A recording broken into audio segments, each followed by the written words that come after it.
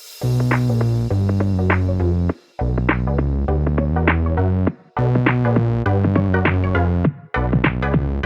welcome everybody to another episode of Chris and Dave's Reality Cast. I'm one of your hosts, Chris Phelps, and my co-host and very good friend is Mr. Dave Horrocks. Hey there, Chris, and hello to our listeners out there. Welcome to Chris and Dave's Reality TV Cast. We are covering Ultimatum episodes 9 through to 10. So that's the Ultimatum Day and the reunion. Now, Chris, do we want to go couple by couple? Yeah. Is that okay? I mean, basically, they make their decisions in episode 9, but then straight away we know what the reunion looks like. Yes, yeah, and you know what, Dave? It's a weird one because the actual Ultimatum. It's easy for me not to say Ultimatum episode. It's only 37 minutes long, so it's the shortest episode of the series, which I found a bit bizarre. Whether they could have piggybacked onto somewhere else or they could have done this and gone into the reunion, I don't know. But anyway, we start with Randall and Shanique. And it's a lovely ceremony. A lot of this reminded me of The Bachelor, Dave. You know, the final day, dead fucking polished. They've got this setting for them. They're obviously asking them what they want to do. And, you know, he's suited up. She's looking lovely. There's this discussion about them as a couple. They're both crying. She's crying. I kept thinking Randall was going to ditch her at one point. And he kept putting his head down. And I'm like, is he going to propose? What's he doing here? And then all of a sudden, he proposed, didn't he? And it was nice. I thought that was really nice. I thought it was probably the most genuine, one of the most genuine things I'd seen in the episode, considering where they were. Randall was obviously with Madeline. Shanique had a little bit with Zay. I wasn't sure that was going to go. I thought maybe they would say, look, these people we've been with on the show are not for us, but I don't think we're together. But no, they're there. And yeah, I found that really, really nice. Good way to start the episode, really. I was bought into that for a change, Dave. Yeah, you nails on with The Bachelor. I hadn't really put that together with The Bachelor, but you're right. I think I'm sure I said in the last episode that if anyone was going to stay together, it would be these two. So it wasn't that much of a surprise. I didn't think that they did stay together. What did surprise me was the reunion. When it seems like, well, yeah, they got back together, but then they've been separated for ages, and then they're suddenly back together for the reunion as well. And all is forgiven kind of thing. What did you make to that? Because it strikes me as odd. I'm sure they said it was like the reunion was filmed 6 months after the final episode had been filmed. So that was the kind of timeline, which will become important in another couple, minute, Chris. Yeah. Really important, Dave. Yeah, really important. But with these two, I was just surprised that they decided to part ways after the show, and then they seem to be back together now. Yeah, I believe that they're in different. I've been reading where are they now? They're in different cities, but they're still working. They're still classed as a couple. I must admit, Dave, watching both episodes together, and I watched them pretty close together because obviously it wasn't a long episode. There was a lot of bollocks going on with these episodes, a lot of bullshit, because what we got shown on the Ultimatum, dates to what actually was said in the reunion, I was like, this is fucking bullshit. Not Randall and Shanique. There was other couples I'm going to call out, but it was weird with them together. I don't know whether it was just purely a cash-in, Dave, because obviously the show's been released and the reunion pretty much all together, haven't they? Like you've just said, there's not a 6-7 month gap. We get them in sequential episodes, whether they've released them 4 or 5 on Netflix, like they're going to do with The Circle, which we're going to cover, or whatever. It was very weird. I didn't buy any of it, if I'm being honest, Dave. I thought they suited each other. I thought the family dynamic was good when they went to see the families and stuff. I thought, they've got a chance, but I don't know what's going on there at all. Whether it's Shanique's just not into it, much Randall. I can't work out where they are, to be honest. Yeah, I mean, without watching the show, if someone just explained to you the facts there, you know, they stayed together at the end of the show and then split up and then they're back together just before the reunion. You know, the bullshit radar sort of flips up, doesn't it? It's like, yeah, that's just all about a cash grab. And then they'll stay together for as long as they can stand each other and then make as many magazine deals as they can. And then, you know, they'll part ways after that. So, yeah, I had hoped that this couple would genuinely stay together. It's just that that splitting up bit puts doubt in my mind. Now, Yeah. Chris, what do you reckon to April and Jake? Well, that was another one, Dave, that I said it in the last episode. I don't think, I mean, Jake basically said to Ray, you are the ideal person for me. I just want an easy life. April kept saying it, and they did a VT on her, which was quite funny, and on Jake in the reunion. But they get together. They're having a chat. I thought maybe they may stay together. It seemed quite pleasant. It was a different setting to Randall and Shanique's. They were sat down on sort of like a bench. He was rubbing her face. They were chatting. And then he was just like, no. He was like, no, you're just, no, it's not right. I don't think this is the right time. She wants the wedding, everything, the kids and that. And he's like, no. And that was it. And they split up. And I was thinking, I think that's the right decision. I really do think that's the right decision for them too. I don't think Jake's wants like what April brings to the table. She wants the full commitment. He's not ready for he's not ready for it with her, which says that they're obviously not ideal together. But piggybacking off that, he then goes and gets with Ray, doesn't he? In the Ultimatum dating episode anyway, doesn't he? And says, here's 2 tickets, let's go around the world, wherever you want to go. And I'm thinking, fucking hell, that's an open-ended present for her. But so I was into that with Ray because I know she wasn't with Zay. I was like, right, good. I think that's right. They were kissing, they were hugging together. But in the reunion, completely the opposite. And this is what I don't get about the reunion at all, Dave. But what we saw in that Ultimatum date to what we heard in the reunion about the couples. Yeah, I mean, I guess again, with the 6-month gap there, I think you can understand that, yeah, they thought they had a great connection, but then actually it turned out they really didn't.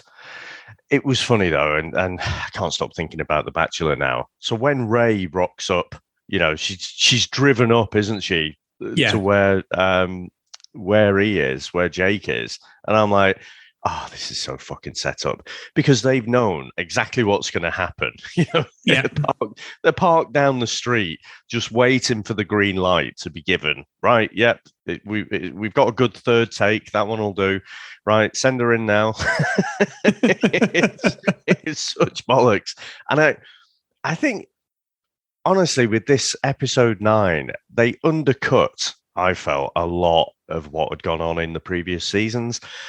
And it is that kind of Bachelor feel, like you say. I couldn't put my finger on it until we've just been talking now what it is.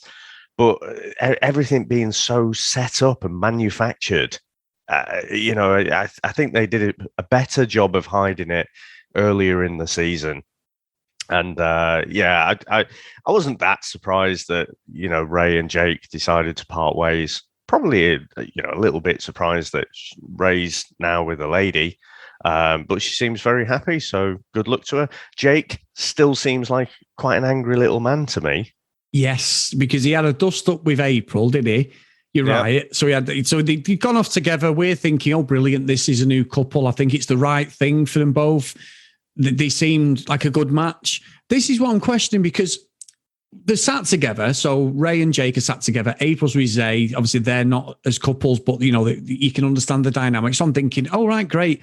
They're still together. Like you say, Ray turns around and says, I've found someone. I've always had struggled with my bisexuality. I'm with this girl. I'm really happy. She was glowing. Vanessa Lachey had said that. Then she went, oh, it's great when you're talking about your new partner. You're really happy. Good luck to her. What I found weird was we're told this story about them her and Jake and Ray together. But then when Ray's speaking to Zay, his wording was a bit fucking crass, to be honest, Dave. And I know we don't hold back, but he's like, yeah, well, you were fucking me after the show. And we were together. We were a couple. And she's like, no, we weren't. We didn't. He went, we were sleeping together every night. And I'm thinking, what the hell's going on here? This is not. Because even April had said about Jake, saying that even after the show and when he'd said to Ray, they got back together and they were in a routine. So I'm thinking, what is going on with the producers? I don't think that made any sense to what we saw on the show. It seems to just contradict everything. When Shanique had said in one of the other episodes, oh, well, Madeline had kissed Randall, but off camera. I'm not happy about that. But she wasn't bothered on camera. That none of that added up to me. And this seems like we were told a story that ultimately, other than a couple of couples, was a load of bullshit, to be honest. I think the thing for me is, with this show, they are couples before. So they're couples and sharing their lives, not Yeah. necessarily living together, but they're sharing their lives before they go into the show. Some of them for years and years. So as soon as the cameras stop rolling and they go home, whether they've stayed together or whether they've split up, it doesn't matter. It's going to take a while for them to detangle themselves from that previous life, isn't it? So it's probably not that surprising that, after the show, if they decide to call it quits, and then they get back together for a bit, try it, find out, no, we are definitely toxic for each other now. I can kind of get my head around that, to be honest. It leaves us a bit shortchanged because we want to see it all, don't we? Even when, if you're watching like Love Island, Chris, should be coming out next month, I think. Oh, yeah. You're watching that, and there's some of them probably do know each other, but I think they do a good job of hiding it. So these are couples that didn't know each other before, barring they might know each other on their pictures on Instagram or something, but they're thrust into this environment. So when they come out, it's not as difficult to detangle themselves from that previous relationship because it didn't exist. No, you know what? That's a good take on it. I've not even thought of it that way. I really hadn't, because I was just like, I felt like you were saying short chair. I just felt we were just told a complete lie, because they did carry on being couples, the fairy tale stuff. But you're right. If they've got houses, apartments together, bills, whatever, you've still got to speak to that person, haven't you? You've still got to. And April had said that about Jake. So no, I think that's a good point. Actually, I'd not even thought about that. But I think as well is Ray and Zay, completely toxic relationship for me, Dave. Didn't work. Ray laid into Zay completely, didn't she? She absolutely tore strips off him in that. They had a proper argument in the reunion, a proper kickoff. And she's like, you don't sexualize me, she was saying, and she was laying into him about the different things. And I think for me, she got the end she needed, but with Zay, I think he'd still be with her if he could. And it just didn't work out for him. I hope he needs to grow up, I think, a lot. But also, I think just as a couple, they just didn't work in the end. And that was the right decision for them not to be together. I thought he came across quite bitter about the whole thing. And you think, well, maybe has he got a right to do? Maybe. Again, it's, he was the one who came home like 8:00 in the morning, stinking of perfume, wasn't he? So it's like, it's you can't do something, and I think he had a bit of a hand shandy as well, didn't he? With Shanique? Yeah. So I don't know. Hopefully he does move on, but no, I don't think that whole argument. I don't think they came off very well there. No, and before we get to the sort of the main couple I want to talk about, I just wanted to talk briefly in the reunion. So they talked to Nate and Lauren, didn't they? They said about Nate and it's some of his shady things and how he wants to be a kid, wants kids and stuff like that. I'm still not convinced by him at all, Dave. He is a snidey fucker, this guy. And Lauren, we didn't know enough about Lauren, so we don't know whether she is as genuine, but she seemed like a lovely girl. She spent that time, I think it was Colby was sort of making a beeline for her, was it? At the time. Colby, yeah. So it looked like there was something, and she seemed like such a lovely girl. Don't know, Dave. He's still come across as a bit of a snaky fucker to me, like proper. I think so. Yeah. And I do think that. Vanessa and Nick Lachey had said to him, "Well, what's the score here? You said you want your kids. What was the thing?" And watching it again when he went, "I don't want to steal anyone's thunder." And everyone was fucking cringing at the table. That for me was probably the highlight of the season, to be honest. That was probably the one bit that was pissing myself laughing with, because I think you hit the nail on the head. What you said before, it started off really well, seemed really organic. We had the proper like maths DNA, and then as the show went on, and for me, it tailed off. It went full on Bachelor and just was completely overproduced. Even the conversations, none of them seemed genuine to me. Yeah, I do think, in particular, that last episode. But Chris, I'd watch this every day of the week before The Bachelor. But I don't know. It did definitely tail off and become a bit overproduced. Completely agree with you on Nate, though. Just he comes across really snaky, and they didn't seem to actually have resolved any of their issues at all, had they? About having kids and stuff. It was just like, just don't want anyone else to have her kind of thing. And he's pulled up about the whole I'm gonna choose you to what's her name, Madeline. Yeah. He said, I'm gonna choose you, and she's like, what the fuck? Why would you do that? And then he's like proposing to his missus. Yeah, I just bell end. Yeah, Belen, completely. And again, they then went to speak to Alexis and Hunter, didn't they? And they even called Alexis out. Well, is Hunter providing for you now? You wanted this in life, and she's like, she said that she had the white dress on. She was not going to wear it, but 15 minutes before it all worked out pretty well. I don't like her, Dave. I must admit. I think Hunter's in for a fucking bad time with this lady. I think she knows what she wants, and by Christ, is she going to make him work for it, Dave? He has got to. But they're still together. The couples who I thought wouldn't be together are still together. So there's something to be said in that. Whether people, like you said, the familiarization of being with that person, the safeness, even though us from the outside, from what we see on this edited show, it looks wrong. I don't know. But in most of these shows we've covered where the couples are like, trying to think it. Most of the couples you think are toxic and shouldn't be together are still together. So it's weird. And the ones who you think have got a chance, look at Maths, Daniel and fucking Carolina. One of the worst couples we've seen, the way they got together, their complete lack of perspective on everyone. Daniel was right, laughing, saying, well, none of you are together, but you've got an opinion on our relationship. It wasn't a real relationship between Carolina and Dion. They were sort of right, but in the parameters of the show, they were a pair of shithouses, weren't they? But they're still together now. So it's weird because these couples, like, look at Olivia and Jackson. And Dave, by the way, breaking news, Olivia's contemplating creating an OnlyFans. Did you know that, Dave? Well, I didn't know she was creating an OnlyFans, but I did see that she'd popped on some racy pictures onto her Instagram, and people are calling her out for being a hypocrite. Oh, that's a shame. Well, what a surprise. Fuck a doodle do. She is fucking horrid. I've still got the scars from that girl. Unbelievable contestant. Oh, me and you talk about her at least once a week still, don't we? Unbelievable. Yeah, it's like Claire and Dale from The Bachelorette. Yes, We absolutely hate them, but we can't stop obsessing over them. Oh, I wonder what they're up to now. You know what? I need to check out at some point. Dale's got that bloody rom-com, hasn't he? I can't remember what it's called now, but I'm intrigued to actually see it. So, and it is a rom-com, so you'll probably enjoy it as well, Chris. Exactly, Dave. Not wrong with that. So, Dave, the grand finale, and I've saved this on purpose for the end.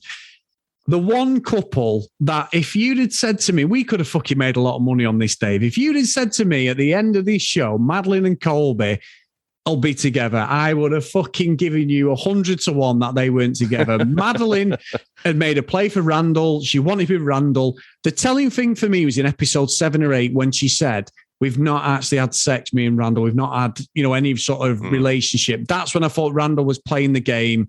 And I thought, hang on a minute, they're not going to get together, because everything we'd seen on the edited show was as if basically they had a physical sexual relationship, and they obviously didn't. And then I was like, oh, here we go. This is reality TV 101.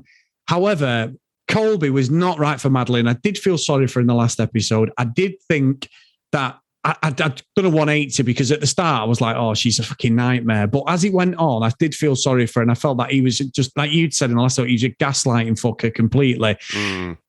He proposes to her, and I'm like, oh, don't be silly, Madeline. Do not. Yeah. Please don't. Oh, it's what I've always wanted. I'm like, oh my God. I was fucking like head in my hands. I was like, are you fucking for real? And then when, they did the proposal, she says, yeah, the kissing and everything. So it's what I've always wanted. It's obviously something to do with the way he is, and he's not giving her the attention and what she needs as a lady. He wasn't giving her that. And maybe she was seeking it through like Randall and the other show, getting treated with respect. He shouldn't have took a show to do this. But when she come on the reunion, I was like, she looks a bit different there. She's not got blonde hair. And I was going to say her chesticle area. No, taking the piss. Listen. I only saw her sat down. I wasn't paying attention, but her chesticle area looked rather large. And I went, is she pregnant? Fucking massively pregnant. Yes, I know. I didn't see her walk on though, Dave. That was the problem. I thought, oh my word, she has grown, like in a chesticle area, shall we call it. But anyway, 7 months pregnant, I would have never. You know what it reminded me of, Dave? Bryce and Melissa. Yeah, the most ridiculous, incompatible couple had fucking twins, and they're still together. And that's all I can put it to. It's exactly the same. Unbelievable. Though, when that proposal happened in episode 9, I was gobsmacked. I was like, that makes no sense. All of the stuff that we've seen in all previous 8 episodes do not lead me to believe that Madeline is going to suddenly say yes, because it was Colby who'd made the ultimatum in the first place. And yes. I'm just thinking, well, what we've seen them go through, and he did show himself to be a real gaslighter. And, it's not as if she didn't know. And she's got friends there as well who are backing her up. Everything was like, yeah, she's just going to kick him to the curb. So when she said yes, I thought, this makes absolutely no sense whatsoever. There is some X factor involved here that we are not privy to. And when she walked on, I'm like, ding, ding, ding, there it is. Yes. Now, what I would say, I'm sure I heard them say the reunion was 6 months after the last episode. Yeah. And she was saying she's 7 months pregnant and what have you, approximately, probably. But then later, Randall said something about it being a year, spending a year apart or something like that, which made me question. I'm like, well, is it 6 months or is it 12 months? I couldn't quite figure it out. But Chris, I'm going to go with it 6 months. And the massive U-turn, because otherwise there's no other way to explain it. No. She's not stupid. She could see what he was doing, and it is not a good decision. But they plunged forward, as they say. Yeah, you're right. And I mean, fucking Vanessa Lachey though did have to get a little dig in because she went, "Is it definitely Colby's?" And I was like, "Oh dear." And Colby's like, "Yes, it's mine." But he did speak quite well, and he was talking about like going through the experience of pregnancy. His sister had been pregnant; he's just had a nephew or niece. They knew what to expect. They seemed really happy. And he did sort of try and wind her up, but she actually shot him down. And look, it's a TV show and we're seeing a small snippet of their relationship. But from what we saw, this was the most unlikely couple, like I say, since Bryce and Melissa to be together and to have children, bringing them into this world. But fuck me, Dave, they've pulled through, and I would have been fucking having to give you the deeds to my house because I would have put my mortgage on it that these two weren't together. Yeah, can you imagine the kids growing up and someone getting hold of a copy of this? I know. It's not very good. So, Mum, why are you trying to molest Randall? Yeah. And you were sort of with Daddy. Daddy, who's this person who you've gone out to a club and met up with? Fucking weird, isn't it? It is a weird dynamic. Because even with Jake goes and he played that VT room like, I was dragged into this. He must have said it about 30 times, didn't he? Oh, my God, yeah. He just kept playing it on a repeat over and over. I didn't want to do this. She's dragged me into it. And I was like, all right, we get the point. I know I can do that sometimes where I'll repeat myself. And then when I listen to the podcast, I'm like, oh, Chris, you've said that 2 or 3 times, you dick. You know what I mean? But he said it every single episode, didn't he? Literally the same thing. But anyway, so Dave, I know we've done this the last few times and we keep saying we're going to do a scoring system like our other podcast, but we've just been given a numerical score. So what would you score this show out of 10?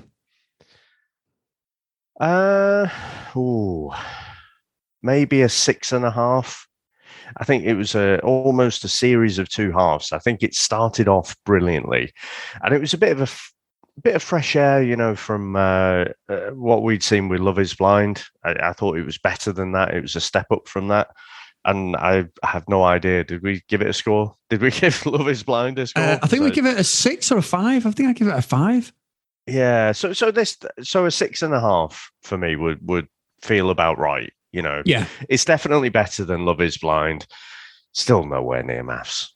No. That's the problem. We've got this fucking hangover with maths that I just can't shake. Whenever I watch anything now, I'm just like, but it's not maths. And I don't want that to happen with Love Island, because Love Island last year was really shit. The UK one, I thought it really tailed off. But this one's a longer Love Island. It starts in June. Like I said, we've still got to work out the logistics of it, because there's no way we could do a daily one like we've done in the past. I just don't think that's possible.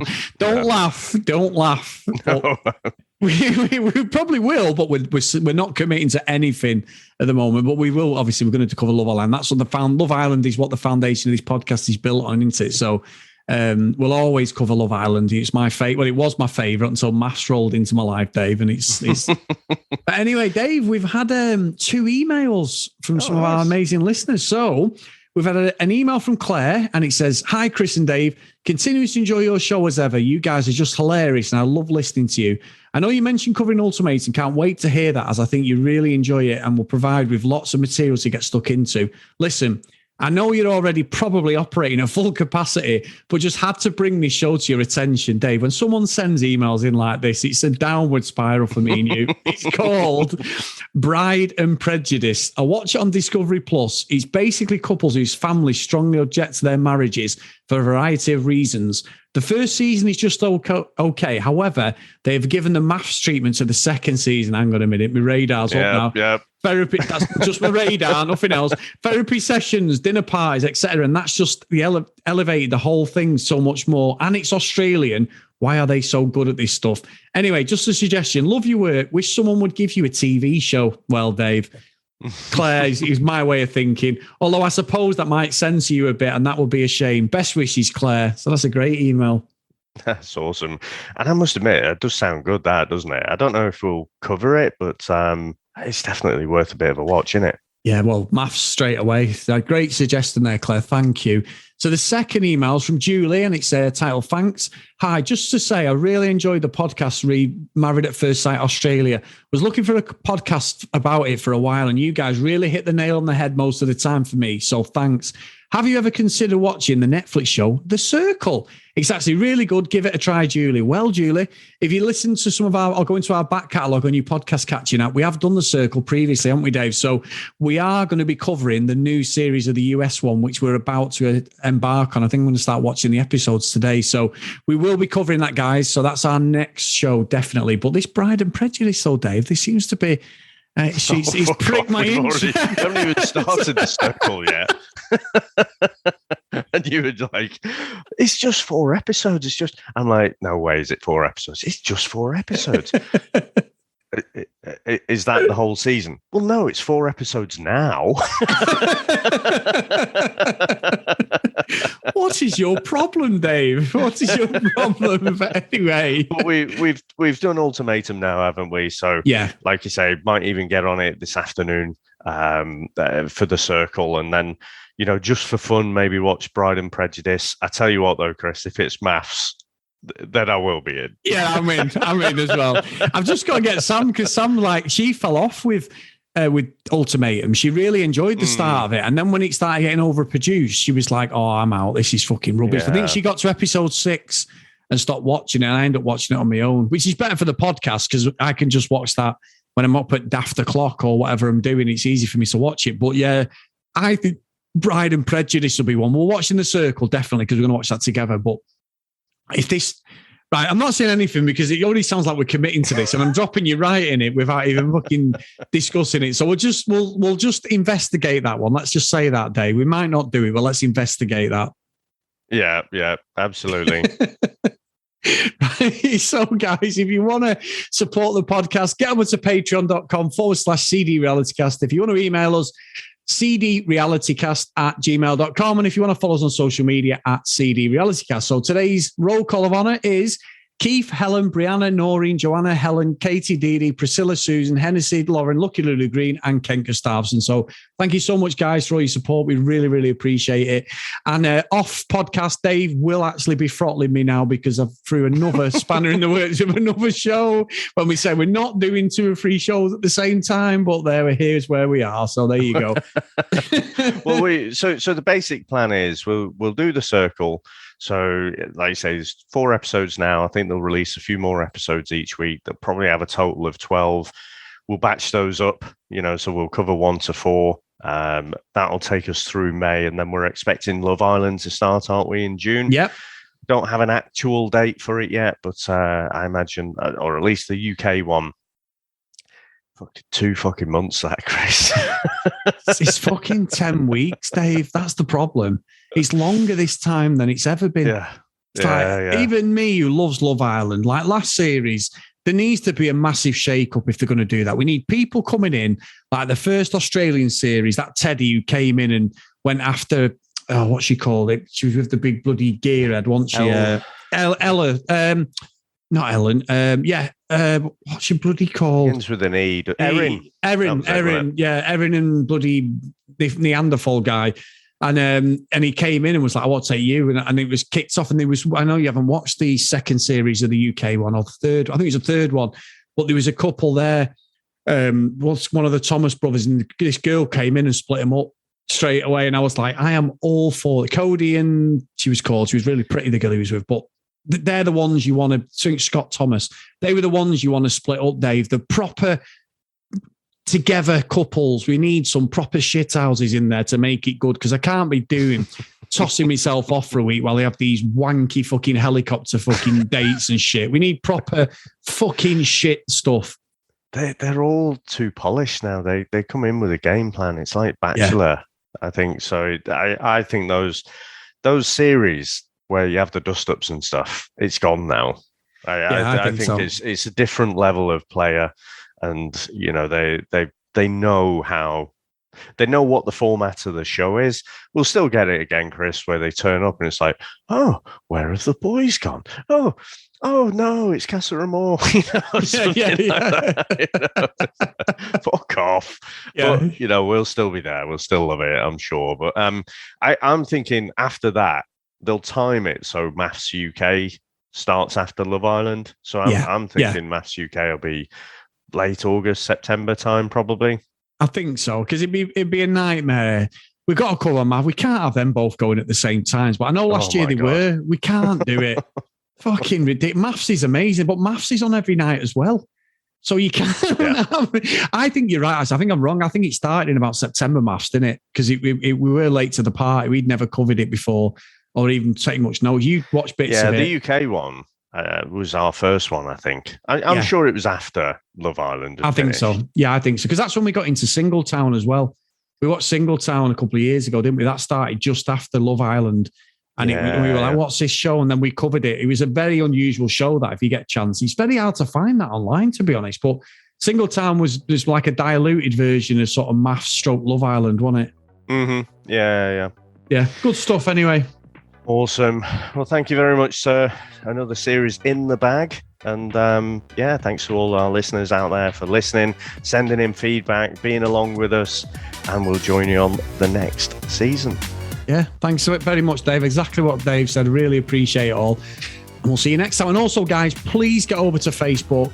Chris and Dave's Reality TV Cast. Our great friend Charlene runs it. We really appreciate Charlene. So please get over there and join and get involved in the discussion with us also. Really, really good stuff. And I'll see you next time. Bye now.